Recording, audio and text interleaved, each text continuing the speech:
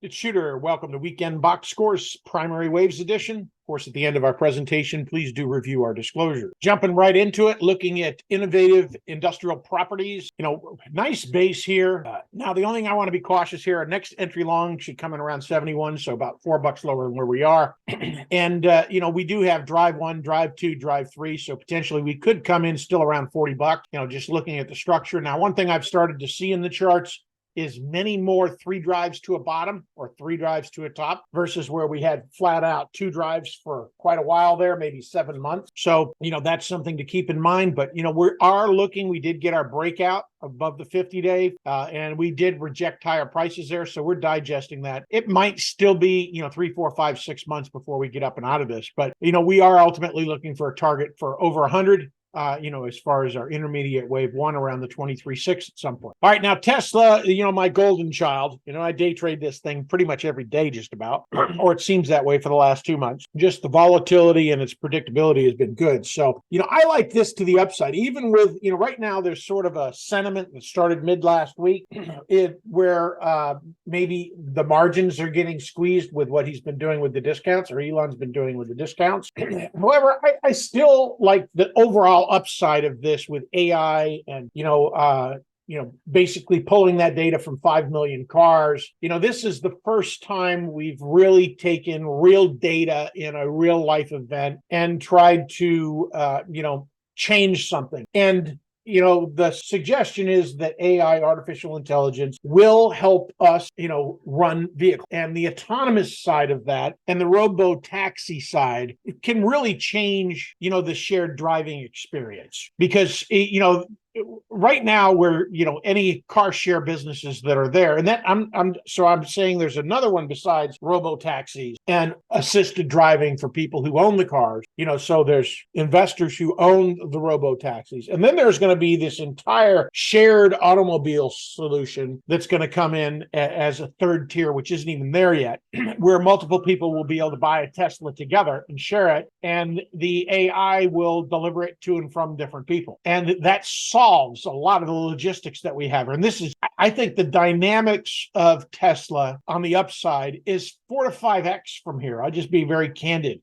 That's very aggressive. But if this works, we're looking at some significant upside, and just the methodology that Elon implores within his companies just suggests we're going to the upside. So at 247.71, which is why I held average in, simply because the count changed last week and we were looking for just a little more downside. So we'll see if we get that this morning.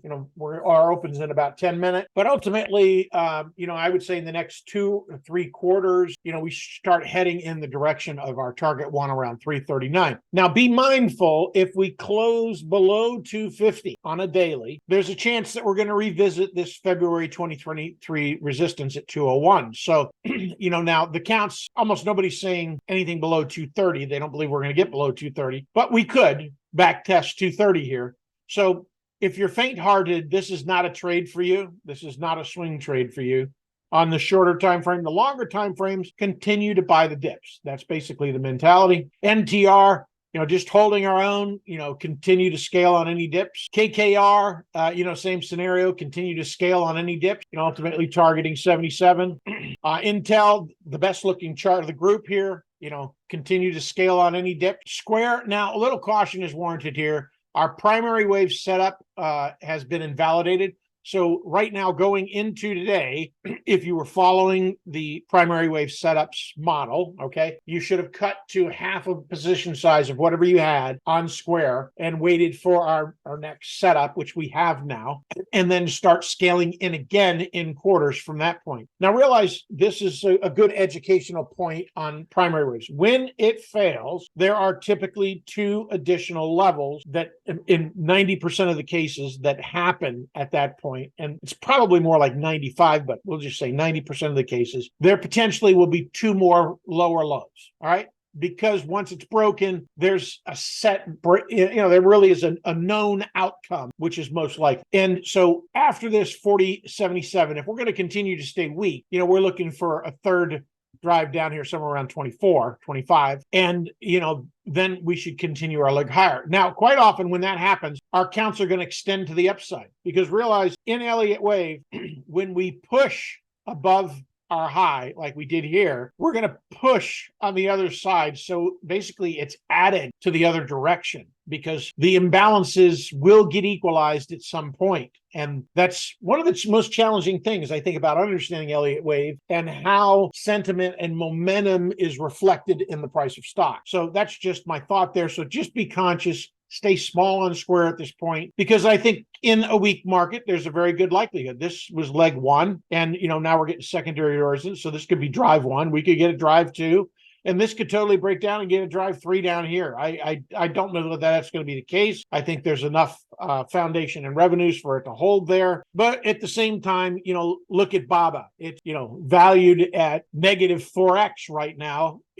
Based on when it had its initial offering. So, some things are just unknown and we can't predict. So, but we want to know where we're wrong. So if it breaks down below 25, right, we're wrong and it's going to be a slow bleed. Then we got a ways down to go. So just keep that in mind. All right, looking at Stag, in that base, continue to scale on any dip. Once we get up above the breakout line and hold up there, we're heading towards 48. Google, now I put a daily up here because I wanted to really visualize the trend here. Now we've already flowed below the trend. Quite often what happens is you end up with this trend channel, and then you end up with an upper trend channel, and then maybe even another upper trend channel as we're legging up. And quite often, if trend support is broken, you end up with another trend channel on the low side, which could be the case here with Google. Excuse me. So we want to be conscious of that. Now we got a lot of chop right here, so 143 with a back test of maybe 136 off of our primary wave 3, but we've got our minor wave 4 coming in here, and minor wave 5, intermediate wave 3, intermediate wave 4, and then an intermediate wave 5. So it's going to be a little bit of a choppy based on the time frame you're looking at. Realize I'm looking at a daily, so it's going to be real choppy on the shorter time frames, maybe towards this top. So that's just my thought. But right now, Google is the favorite child, and we have not had it since March of 2023, since we first broadened here and we went, continued to put in those higher lows, solid looking chart here. So until the trend is broken, which really is way the heck down here, the lower part of the trend channel, down around 143, on the upside, down around the 8-day at about 128, I believe that is. I can't read that number looking at the colors, but, right at trend, that's roughly where we have to break below the lower side of the channel. And, that's quite a ways down here for us to invalidate that uptrend. All right, now Amazon, I added a covered call here because the count flipped. Basically it's going to be a leading diagonal 1, 2, 3, 4, 5 down here, ending maybe about 117. So once we get that 137 in, at that point you want to sell some additional calls if you're still in yours, or roll either of the above. But at this point, we do want to still, even with this look, with equality, I think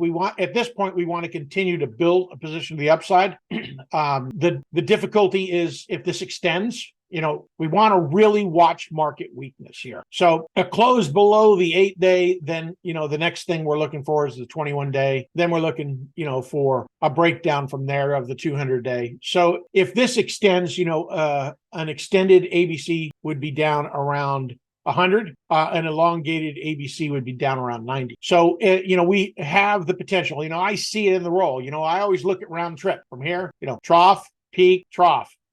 So I always visualize on every chart when I look at it a round trip. So I want to have that in mind. So we have a lot of weakness here. So if you don't have the appetite to risk, we get up to that 137, you might want to be trimming. That's just my thought. Apple, at this point, we're showing a bullish count. However, I don't think we're done. I think the consumer being spent is about 6 months behind, as far as time frame here. So what we're going to do is constantly see this bleed of buyers. They're going to put off the higher purchases. We're seeing that in Costco and other retailers. So, I see no reason for that to change at this point. However, we do have covered calls or suggesting covered calls here. So I would continue to do so until we break above that 184, that target one, close above 185, then I would probably trim them. Microsoft, similar look, covered call scenario again, just trying to mitigate that risk. Now, the count does suggest we're heading to the upside. However, I've got an alt count here again, another visual of a round trip that potentially could manifest. So keep that in mind. BRKB. Now, this is about a very challenging count because this is a fairly substantial drawdown from where we've been. So our B is up around 360. If you don't have covered calls, that's the place to sell some. However, we get back below that 8-day, I would be trimming, because our C, this is an equal ABC. So what I call equality, A, B, C, A is equal to C. An extended ABC would be down around 300. An elongated ABC would be down around 280. So again, that visual of that round trip. And, notice the MO I'm seeing in these stocks. So they all have the potential counts to do what American Tower is doing here, which is our flat out short this week, which we've had for a little bit, looking for maybe 143. Once we broke down this 50% back at 172.79, that was your sign to get short. Our ultimate target is 116.18. It's very hard to sell covered calls here because you're being hit so hard on the backside as far as your options. So your only option really is to buy some puts. So that's what we have for this week, folks. Great trading. Until next time.